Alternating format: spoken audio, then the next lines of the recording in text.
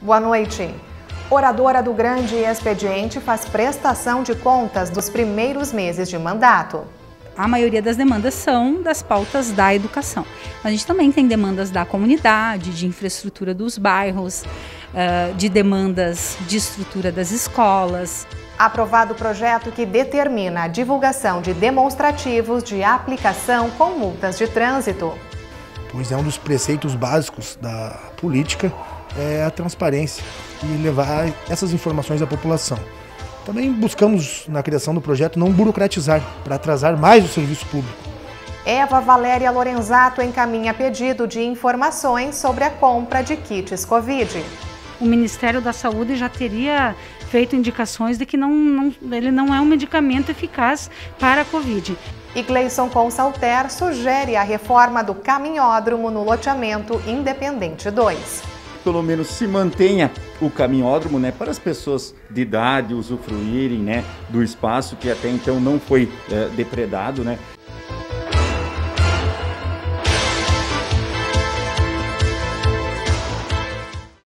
A vereadora Regina Costa dos Santos foi a oradora do Grande Expediente desta quarta-feira.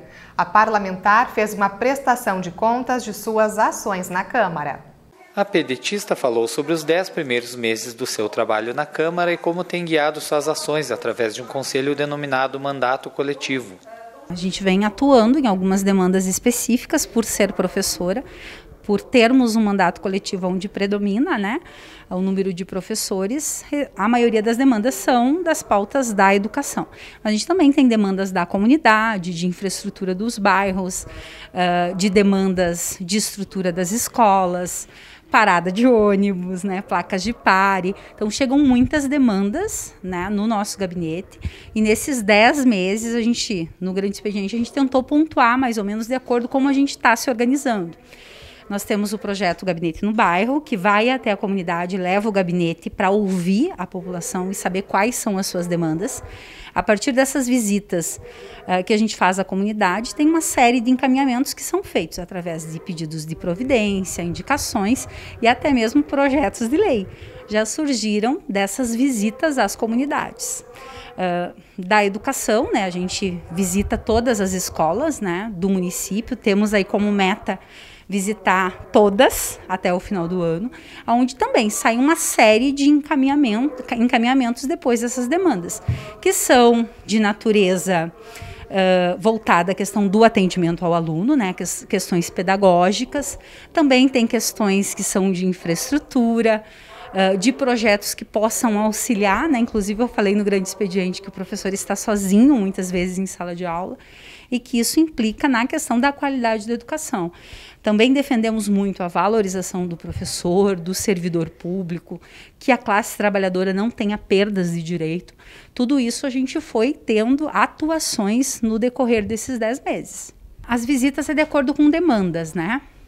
Vai surgindo demandas de uma determinada região da cidade, a gente conversa com uma liderança e faz uma visita no bairro para constatar aquela realidade, saber como que se dá, né, a organização da comunidade para aquela reivindicação e também qual que vai ser a melhor forma da gente estar fazendo o encaminhamento. Normalmente o gabinete no bairro a gente faz nos finais de semana, né, no sábado de manhã ou de tarde, uma vez por semana. O mandato coletivo, a gente tem um instrumento que é o Conselho do Mandato, que ele é composto com representações diferenciadas, tem representação dos professores, representação da comunidade, da juventude, das mulheres. Essas representações se reúnem quinzenalmente, onde a gente leva todas as demandas que temos, projetos polêmicos, né, que venham a interferir na vida da comunidade. A gente discute com o Conselho do Mandato, que ajuda a decidir qual será, por exemplo, o voto da vereadora. Eu sempre uso como exemplo um projeto muito polêmico que teve em Passo Fundo, que foi o do IPTU. Muitas vezes as discussões ficam na Câmara de Vereadores, a comunidade não fica sabendo, poucas pessoas vêm até o plenário. Então, é uma forma da gente poder ouvir a comunidade através dessas representações. Além do gabinete no bairro, falou de outros 2 importantes projetos do seu mandato, Meu Bairro Bem Melhor, e também explicou como funciona o Cirandando Educação. O Meu Bairro Bem Melhor, ele surgiu de uma necessidade. Como eu falei anteriormente, né? A gente conversa com a comunidade e surgem encaminhamentos. Lá na região da Grande Veracruz tem o bairro Ípica, o qual está sendo revitalizado a praça da comunidade.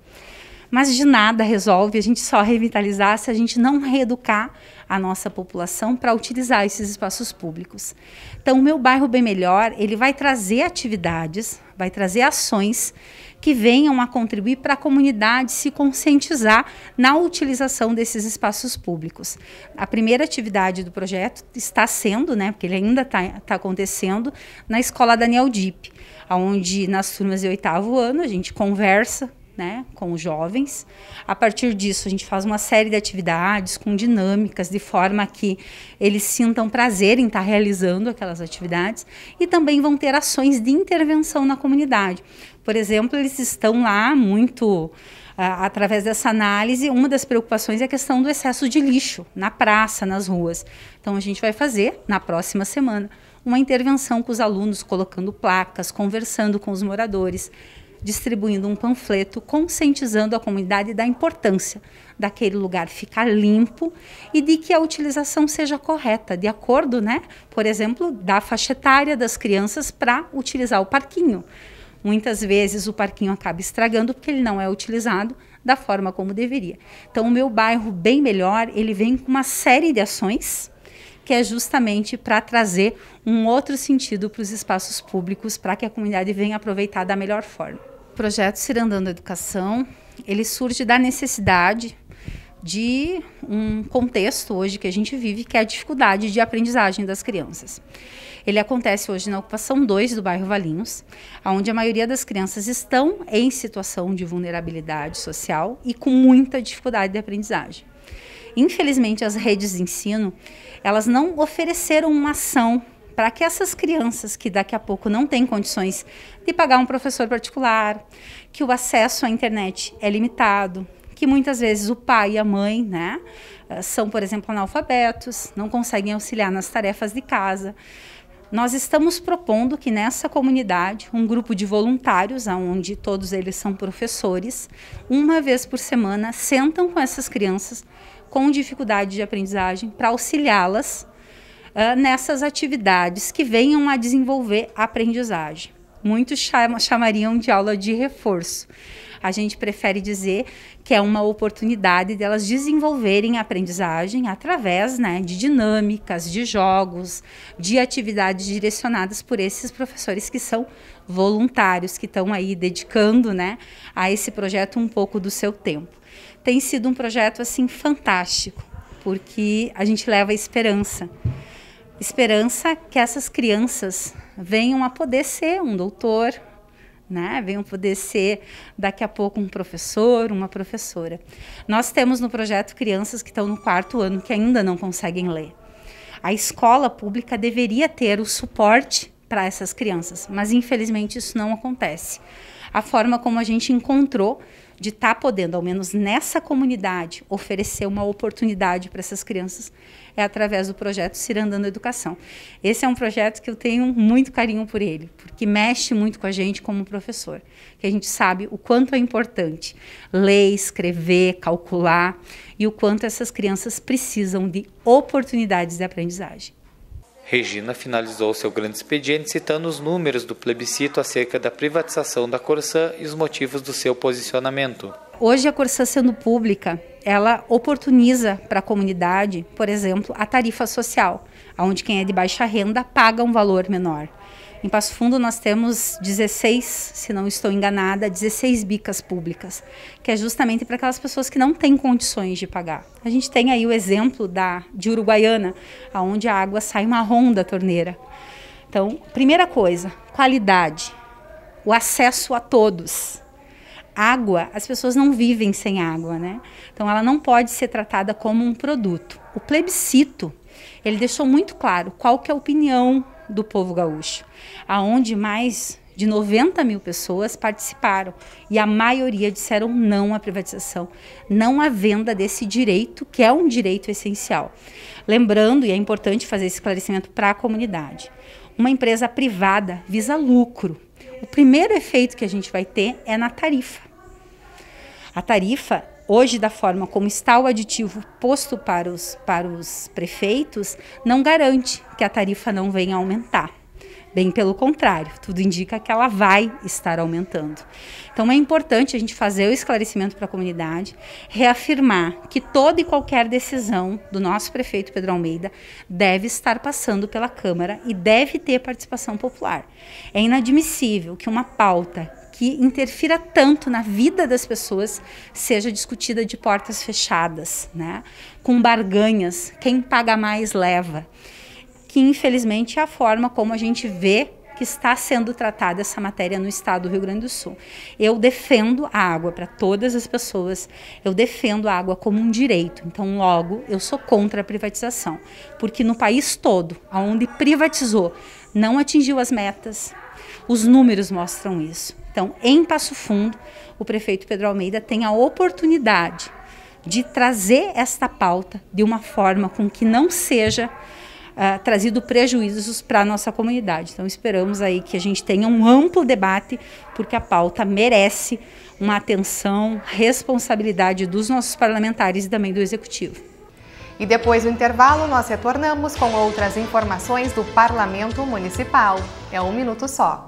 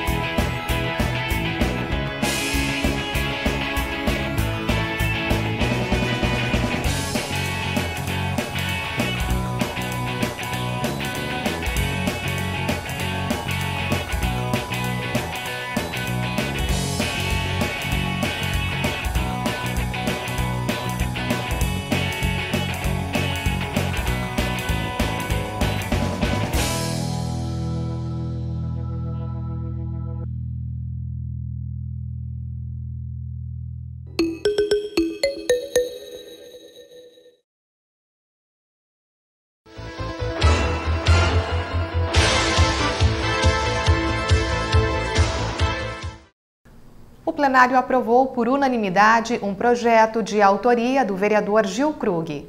O texto determina a divulgação dos demonstrativos de arrecadação e destinação de recursos decorrentes de aplicação de multas no trânsito.